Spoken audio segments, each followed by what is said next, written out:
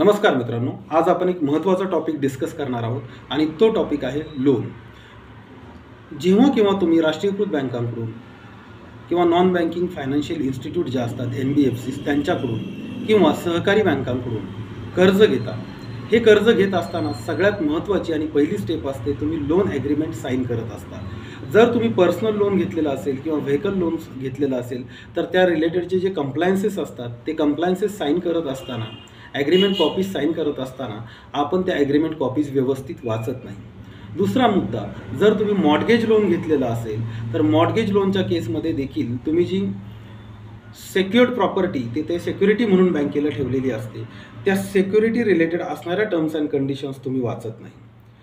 म्हणून सगळ्यात पहिली स्टेप जी आहे आणि पहिली चूक जी आहे ती लोन ॲग्रीमेंट साईन करताना आपल्याकडून होते. लोन ॲग्रीमेंट साईन करत असताना लोन ॲग्रीमेंटमध्ये असणारा जो आर्बिट्रेशनचा क्लॉज आहे तो आपण व्यवस्थित वाचला पाहिजे.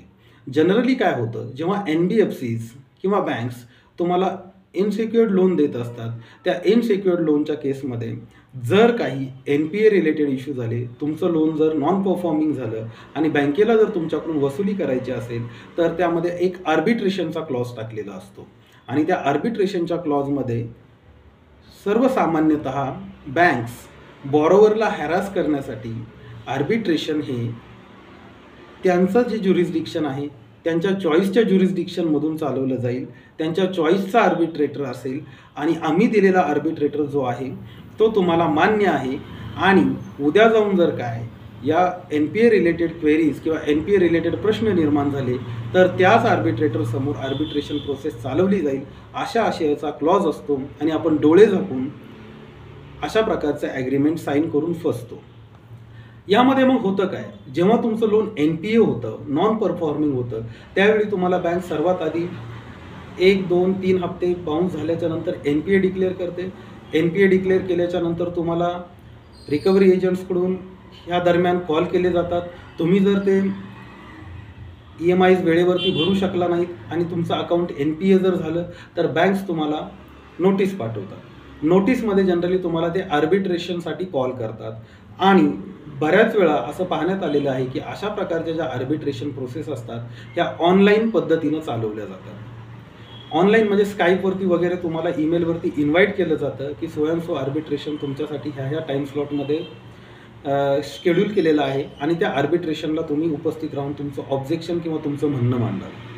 बऱ्याच बॉरोवरला या प्रकारचं आर्बिट्रेशन काय असतं, त्या आर्बिट्रेटरमधून किंवा त्या आर्बिट्रेशन प्रोसेसमधून आलेल्या ऑर्डरला, डिग्रीला सिव्हिल कोर्टच्या डिग्रीचा दर्जा असतो याची कल्पना नसते. मग अशा प्रकारचे जे आर्बिट्रेशन असतात, अशा प्रकारचे आर्बिट्रेशन बँकच्या चॉईसच्या ज्युरिस्डिक्शनमध्ये, सपोज जर त्यांनी महाराष्ट्रामधील बॉरोवरला जर लोन दिलं असेल तर तुम्हाला आर्बिट्रेशनचा जो कॉल आहे किंवा जी नोटीस आहे ती तुम्हाला गुजरातमधून, हैदराबादमधून, दिल्लीमधून इश्यू झालेली असते आणि तुमचं जे आर्बिट्रेशन असतं ते ऑनलाईन जरी झालेलं असलं तरी तुमचा आर्बिट्रेटर जो आहे तो बँकेच्या चॉईसच्या ज्युरिस्डिक्शनमध्ये म्हणजे हैदराबाद, दिल्ली किंवा गुजरातमध्ये बसून तुमच्याबरोबर आर्बिट्रेशन प्रोसेस करतो. अर्थातच आर्बिट्रेशन प्रोसेसला तुम्ही ॲपियर जर झाला नाहीत किंवा फर्स्ट टाईम तुम्ही ॲपियर जर झालात तर तो फर्स्ट टाईम ॲपियर झालात नंतर तुम्ही तुमचं म्हणणं मांडलं नाही तर तो तुमच्या एका अटेंडन्सवर देखील x Partey arbitration degree pass करतो आणि ती डिग्री तुमच्या अगेन्स्ट असते. त्यामध्ये तो कंपाऊंडिंग चार्जेस किंवा इतर जे काही डिफॉल्ट चार्जेस आहेत ते चार्जेस भयानक पद्धतीनं वाढवून तुमची जी रिकव्हरी आहे ती एका सिग्निफिकंट अमाऊंटवरती नेऊन ठेवतात आणि त्यानंतर त्या डिग्रीला तुम्ही जिथे राहता त्या कोर्टमध्ये एक्झिक्युशनसाठी टाकलं जातं, ज्याला आपण दरखास्त म्हणतो. ती दरखास्त फाईल केली जाते. म्हणजे फर्स्ट स्टेजमध्ये ते त्यांच्या चॉईसच्या ज्युरिस्डिक्शनमधून तुमच्या अगेन्स्ट आर्बिट्रेशन चालवतील. तुम्ही त्या आर्बिट्रेशनकडे दुर्लक्ष केलं किंवा तुम्ही त्याला सिन्सिअर पद्धतीनं जर हँडल केलं नाही, तुमच्या चॉईसच्या पद्धतीनं जर समजा किंवा तुमच्या आणि त्यांच्या ॲमिकेबल वेनं जर त्याच्यातून जर काही वेआउट निघाला नाही आणि किंवा तुम्ही ती प्रोसेस मधीच सोडून दिली तर समोरचा आर्बिट्रेटर तुमच्या against x Partey decree issue करेल. ती डिग्री नंतर ती बँक तुमच्या ज्युरिस्डिक्शनमध्ये म्हणजे तुम्ही ज्या शहरामध्ये राहता त्या शहराच्या ज्युरिस्डिक्शनच्या कोर्टमध्ये एक्झिक्युशनसाठी लावली जाईल आणि मग तुम्हाला एकदा का ती डिग्री फाईल झाली, आर्बिट्रेशनची डिग्री तुमच्या अगेन्स्ट आली तर त्या डिग्रीला तुम्हाला 30 दिवसांच्या आतमध्ये चॅलेंज करावं लागतं, अपिलात जावं लागतं. मग इथे बॉरोवरची अडचण होते. बॉरोवरची अडचण यासाठी होते कारण तो ऑलरेडी फायनान्शियल इश्यूजशी डील करत असतो. त्याच्याकडे बाहेरच्या राज्यामध्ये जाऊन त्या ज्युरिस्डिक्शनमध्ये पास झालेली जी डिग्री आहे ती डिग्री चॅलेंज करायला आर्थिक क्षमता नसते.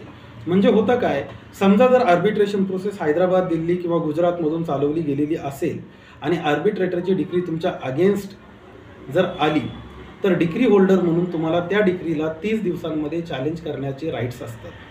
परंतु ही डिग्री जर गुजरात, हैदराबाद किंवा दिल्लीमधून जर तुमच्या अगेन्स्ट पास झालेली आहे तर त्या डिग्रीला त्याच राज्याच्या कोर्टमध्ये जाऊन तुम्हाला अपिलामध्ये चॅलेंज करावं लागतं. तुम्ही गुजरात, हैदराबाद किंवा दिल्लीच्या आर्बिट्रेटरनं पास केलेली डिग्री पुण्याच्या कोर्टमध्ये किंवा तुम्ही राहत असणाऱ्या कोर्टमध्ये अपिलात चॅलेंज करू शकत नाही. आणि बऱ्याच वेळा असं निदर्शनास येतं की अशा बाहेरच्या स्टेटमधून डिग्रीज तुमच्या अगेन्स्ट पास झाल्यामुळे तुम्ही त्याला अपिलात जात नाही आणि अपिलात न गेल्यामुळे बाय डिफॉल्ट जेव्हा तुमचं लिमिटेशन पिरियड संपतं अपिलाचं त्यावेळी बँक तुमच्या अगेन्स्ट त्या डिग्री एक्झिक्युशनसाठी दरखास्ती तुमच्या ज्युरिस्डिक्शनच्या कोर्टमध्ये फाईल करतात. आणि मग तुमच्याकडे त्या डिग्रीला अबाईड करण्याशिवाय ऑप्शन राहत नाही. कारण एकदा का डिग्री त्यांनी पास केली आर्बिट्रेटरनं तर त्या डिग्रीला सिव्हिल कोर्टच्या डिग्रीचं स्टेटस असल्यामुळे आणि लिमिटेशनच्या पिरियडमध्ये तुम्ही त्या राज्यामध्ये जाऊन तिला अपील करू शकला नसल्यामुळे ती डिग्री आता फायनल होते. आणि फायनल झालेली डिग्री तुम्हाला फक्त एक्झिक्युशनसाठी इथे कंटेंट करावी लागते.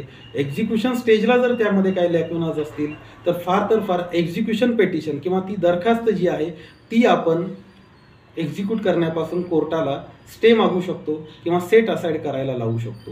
परंतु डिग्री ही जी आहे ती वेळेत जर चॅलेंज केली गेली नाही आर्बिट्रेटरनं पास केलेल्या डिग्रीला वेळेत जर तुम्ही अपिलात जाऊन सेट असाइड केलं नाही तर ती डिग्री तुमच्यावरती फायनल होते आणि त्या डिग्रीमधून जे काही अमाऊंट फायनल झालेली आहे ती अमाऊंट भरणं तुमच्यासाठी बंधनकारक होतं.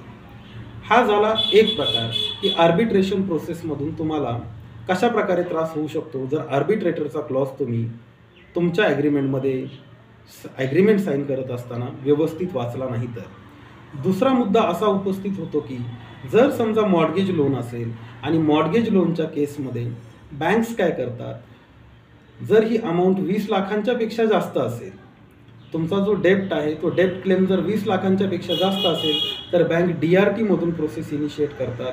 तुम्हाला सर्वात अगोदर ते चीफ ज्युडिशियल मॅजिस्ट्रेटकडून संबंधित एरियाच्या जिथे तुमची मॉर्गेज प्रॉपर्टी आहे त्या ज्युरिस्डिक्शनमधून तुम्हाला एक CGMची ऑर्डर त्या घराच्या सीजरसाठी किंवा त्या घराचं सिम्बॉलिक पोझिशन घेण्यासाठी काढली जाते. आणि इथे देखील लोन घेणारा जो बॉरोवर आहे कोर्टातून आलेल्या किंवा बँकेकडून आलेल्या नोटिसीसला दुर्लक्ष करून CGMच्या पुढे ॲपियर होत नाही आणि त्याचं म्हणणं मांडत नाही. त्यामुळे या केसमध्ये देखील बऱ्याच वेळा CGMकडून पोझिशनसाठीच्या ज्या ऑर्डर असतात त्या बॉरोवरच्या अगेन्स्ट पास होतात आणि बँक तुमच्या प्रॉपर्टीचं सिम्बॉलिक पोझिशन घेतात. सिम्बॉलिक पोझिशन घेतल्याच्या नंतर बँक तुम्हाला ती प्रॉपर्टी एविक्ट करायला लावतात आणि एविक्शन झाल्याच्या नंतर त्या प्रॉपर्टीचं ऑक्शन देखील होऊ शकतं. म्हणून लोन घेत असताना किंवा मॉर्गेज लोन घेत असताना किंवा पर्सनल लोन घेत असताना आर्बिट्रेशनचा क्लॉज वाचणं अतिशय गरजेचं आहे. आर्बिट्रेटरचा क्लॉज जर तुम्हाला मान्य नसेल तर त्याच वेळी तुम्ही तो बँकेला किंवा तुम्हाला लोन करून देणाऱ्या एजंटला पॉईंट आऊट करून घेणं गरजेचं आहे. तो क्लॉज कशा प्रकारे तुमच्या फेवरमध्ये किंवा ते आर्बिट्रेशन तुमच्या ज्युरिस्डिक्शनमधून चालवलं जावं या पद्धतीची रिक्वेस्ट देखील तुम्ही करू शकता. किंवा मॉर्गेज प्रोसेसमध्ये मॉर्गेज जेव्हा प्रॉपर्टी केली जाते त्यावेळी नक्की कोणत्या प्रॉपर्टीज मॉर्गेज केलेल्या आहेत ह्या गोष्टींची ह्या लिस्टवरती बँकेच्या डॉक्युमेंट्समध्ये खात्री करून घेणं, व्हेरीफाय करून घेणं गरजेचं आहे. कारण बऱ्याच वेळा काय होतं, बँक मोस्ट सिक्युअर्ड आणि रिटर्नेबल ॲसेट जो आहे त्या ॲसेटला सिम्बॉलिक पोझिशनमध्ये घेऊन जाते आणि त्या ॲसेटचं ऑक्शन करून तुमची प्रॉपर्टी जर तुमचं लोन NPA झालं तर तुमच्याकडून काढून घेऊ शकते. नोटीस स्टेजेस ज्या असतात NPA नंतर झालेल्या नोटिसेसला इग्नोर करणं देखील अतिशय चुकीचं आहे.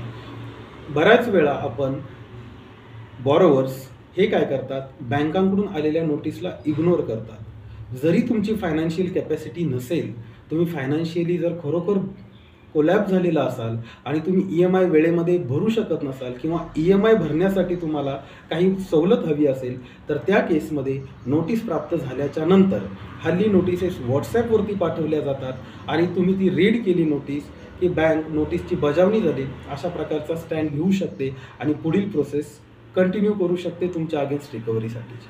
आणि म्हणूनच या केसमध्ये आपण नोटीसची बजावणी झाल्याच्या नंतर संबंधित बँकच्या कार्यालयाला व्हिजिट करून त्यांचा ऑफिशियल ईमेल ID घेऊन, जर ऑफिशियल ईमेल ID नसेल तर त्यांना तुमचं म्हणणं लेखी स्वरूपामध्ये बाय पोस्ट एक्नॉलेजमेंट अटॅच करून पाठवलं पाहिजे, जेणेकरून त्याची एक रिसिव्हिंग कॉपी तुमच्याकडे राहील.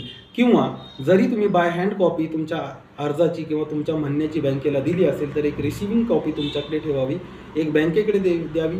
जर मेलवरती ऑफिशियल मेलवर कम्युनिकेशन करत असाल तर अशा स्वरूपाचा जो मेल आहे तो नोटीस प्राप्त झाल्याच्या नंतर योग्य त्या हरकतींसह किंवा तुमच्या योग्य त्या सजेशन्ससह किंवा तुम्हाला अपेक्षित असणाऱ्या सवलतीची मागणी करण्याच्या अटी शर्तींवरती बँकेला पाठवणं गरजेचं आहे. कारण पुढे जाऊन जर डिस्प्यूट रेज झाला तुमच्या अगेन्स्ट बँकनं 138ची केस स्टँड केली किंवा settlement of payment system section 25मधून जरी तुमच्या अगेन्स्ट केस स्टँड केली तरी तुम्हाला त्यावेळी तुम्ही जो बोनाफाईड स्टँड घेतलेला असतो बँकेच्या समोर लेखी स्वरूपामध्ये त्या बोनाफाईड स्टँडचा उपयोग तुमच्या केसमध्ये होऊ शकतो. म्हणून जेव्हा केव्हा आपण कर्ज घेत असताना लोन ॲग्रीमेंट साईन केल्याची कॉपी स्वतःकडे मागून घेणं एक गरजेचं आहे. लोन ॲग्रीमेंटमध्ये असणारे आर्बिट्रेशनचे क्लॉज व्यवस्थित वाचणं गरजेचं आहे. आर्बिट्रेशन हे कोणत्या ज्युरिस्डिक्शनमधून चालवलं जाणार, कोणता आर्बिट्रेटर तिथे असणार, तुम्हाला आर्बिट्रेटर चूज करण्याचे राईट्स त्यामध्ये दिले गेलेले आहेत की नाही, आर्बिट्रेशनचं जे ज्युरिस्डिक्शन आहे ते तुमच्या राज्यातूनच सुरू व्हावं अशा पद्धतीची तुम्ही मागणी करू शकता का, किंवा मॉर्गेज लोन जर केलेलं असेल तर मॉर्गेज प्रॉपर्टीमध्ये एकापेक्षा जास्त प्रॉपर्टीज मॉर्गेज असतील तर एक्झॅक्टली कोणती प्रॉपर्टी बँक सर्वात अगोदर मॉर्गेजसाठी इन केस ऑफ NPA कोणती सिक्युअर्ड प्रॉपर्टी ते लिक्विडेट करण्याचा किंवा सिम्बॉलिक पोझिशन घेण्याचा आणि ऑप्शन करण्याचा प्रायोरिटी ठेवतील या संबंधीच्या अटी शर्ती तपासून पाहणं अगदी आणि अतिशय गरजेचं आहे. आणि म्हणूनच आजचा व्हिडिओ हा मला बनवावा वाटला, कारण DRTमधून असेल किंवा सिव्हिल कोर्टमधून असेल किंवा जर कोऑपरेटिव्ह बँकेकडून तुम्ही कर्ज घेतलेलं असेल तर कोऑपरेटिव्ह बँक्स रजिस्ट्रारकडून रिकव्हरी सर्टिफिकेट घेतात आणि त्यांनी एकदा का तिथनं रिकव्हरी सर्टिफिकेट घेतलं तर संबंधित तहसीलदार किंवा जे कोणी जिल्हाधिकारी असतील तुमच्या ज्युरिस्डिक्शनमध्ये त्यांच्याकडे त्या रिकव्हरी सर्टिफिकेटच्या वसुलीसाठीचे अधिकार आहेत आणि त्यांच्याकडे एकदा ते रिकव्हरी सर्टिफिकेट आलं की ते कारवाई करतात आणि तुमची जी प्रॉपर्टी आहे ती प्रॉपर्टी ते सील करू शकतात, बँकेच्या ताब्यात देऊ शकतात. म्हणून कोऑपरेटिव्ह बँक असेल किंवा NBFC असतील किंवा नॅशनलाइज बँक असतील, या तिन्ही केसमध्ये जेव्हा तुम्ही लोन घेता तुमच्या लोन ॲग्रीमेंट साईन करत असताना तुम्ही घाई गडबडीमध्ये, दबावामध्ये किंवा कोणत्याही प्रकारच्या उत्साहामध्ये साईन न करता ह्या सगळ्या कंडिशन्स व्यवस्थित वाचून पाहणं, त्या कंडिशन्सवरती तुम्हाला काही क्वेरी असतील तर त्या क्वेरीज ॲप्रोप्रिएट टाईममध्ये रेज करणं, लेखी स्वरूपामध्ये त्या क्वेरीज किंवा तुमच्या ज्या काही सजेशन्स असतील त्या मागणं हे अतिशय गरजेचं आहे. आजच्या व्हिडिओमध्ये एवढंच. धन्यवाद.